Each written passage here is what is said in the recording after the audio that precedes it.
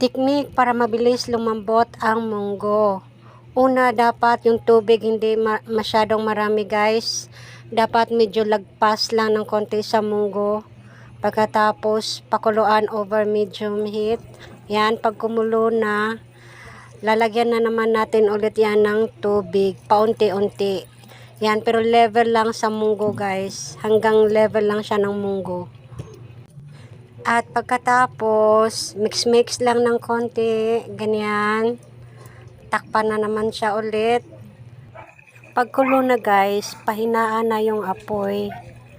Hindi yung malakas. Mix-mix na naman ng konti. Ganyan. Diba ang bilis lang niyang lumambot. Palambot na siya. Tapos, lalagyan na naman ng tubig guys. Level lang talaga. Ganyan lang talaga siya guys, kasi pag dinamihan mo agad ng tubig, pag umpisa mo pa lang pagluto niya, parang ang bagal niyang lumambot. Kaya ganyan lang, paunti-unti. Pag nagsubside na yung tubig, lagyan na naman ng paunti-unti. Ganyan lang talaga yung proseso niya.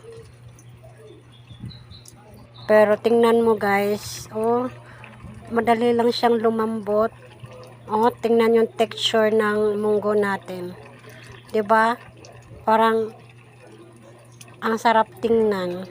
Pero ako guys, gusto ko yung munggo na medyo may masabaw. Masabaw ng konti.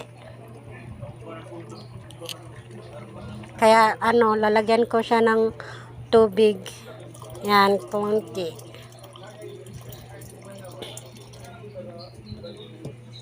Yan. Tsaka hindi ko na pala napakita guys kung paano ko siya ginisa. Pero una kong ginisa is luya. Pagkatapos bawang, sibuyas. Ganyan. Tapos yung mga sahog-sahog niya. Salamat sa panonood guys.